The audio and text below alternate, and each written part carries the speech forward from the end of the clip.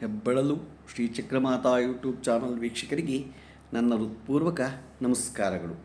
ಸುಭಾಷಿತ: ಮೋಸ, ವಂಚನೆ, ದಗಲ್ಬಾಜಿ ಕೆಲಸ ಯಾರು ಮಾಡುತ್ತಾರೋ ಅವರಿಗೆ ತಾತ್ಕಾಲಿಕವಾಗಿ ಒಳ್ಳೆಯದಾಗುತ್ತದೆ. ಆದರೆ ಅದಕ್ಕೆ ತಕ್ಕ ಶಿಕ್ಷೆಯನ್ನು ಅವರು ಪಡೆಯಲೇಬೇಕು.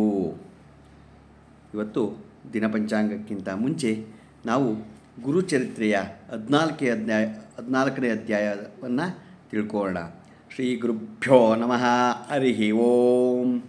ಗಣಾನಾಂ ತ್ವಾ ಗಣಪತಿಂ ಹವಾಮಹೇ ಕವಿಂ ಕವೀನಾಪಮಶ್ರವಸ್ತಮಂ ಜ್ಯೇಷ್ಠರಾಜಂ ಬ್ರಹ್ಮಣಾಂ ಬ್ರಹ್ಮಣಸ್ಪತ ಆನುಶೃಣ್ವನ್ನೋತಿಭಿಃ ಸೀದಸಾದನಂ.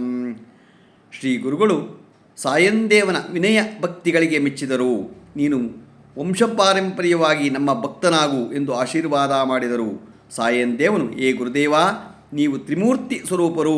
ನಿಮ್ಮ ಮಹಿಮೆ ಅಚಿಂತ್ಯ ಹಾಗೂ ಅನಂತವಾಗಿದೆ. ಭಕ್ತರನ್ನು ಉದ್ಧರಿಸಲು ನೀವು ಮಾನವ ರೂಪ ಧರಿಸಿದ್ದೀರಿ.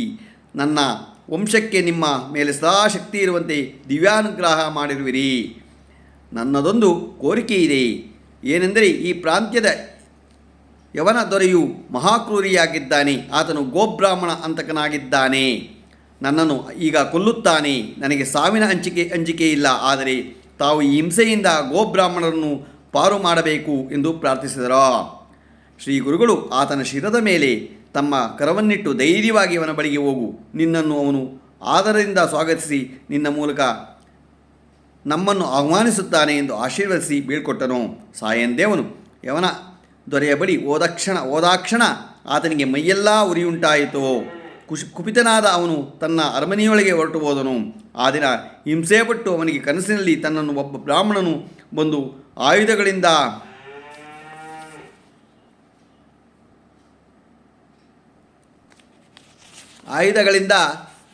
ಕತ್ತರಿಸಿದಂತಾಯಿತು. ಕೂಡಲೇ ಅವನು ಸಾಯಂದೇವನಿಗೆ ಹೇಳಿ ಕಳುಹಿಸಿ ಆತನ ಕಾಲ ಮೇಲೆ ಬಿದ್ದು ಬೇಡಿಕೊಂಡನು. ಕೂಡಲೇ ಅವನು ಮೈಯುರಿ ಮಾಯವಾಯಿತು.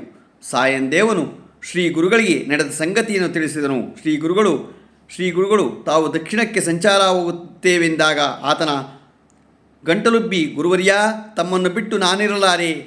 ನನ್ನ ಉದ್ಧಾರಕವಾದ ತಮ್ಮ ಬಳಿ ಬರುತ್ತೇನೆ ಎಂದರು. ಶ್ರೀ ಗುರುಗಳು: ನಾವೀಗ ತೀರ್ಥಯಾತ್ರೆಗೆ ಹೋಗುತ್ತಿದ್ದೇನೆ. ಇನ್ನು 15 ವರ್ಷಗಳ ಬಳಿಕ ನಾವು ಮತ್ತೆ ನಿನಗೆ ಕಾಣಿಸಿಕೊಳ್ಳುತ್ತೇವೆ. ಆಗ ನೀನು ನಮ್ಮ ಸೇವೆ ಮಾಡು ಎಂದು ಹೇಳಿ ಆ ಮಂಜಿರಾನಗರದಿಂದ ಪರ್ಲಿ ದೈಜನಾಥಕ್ಕೆ ತಲುಪಿದರು.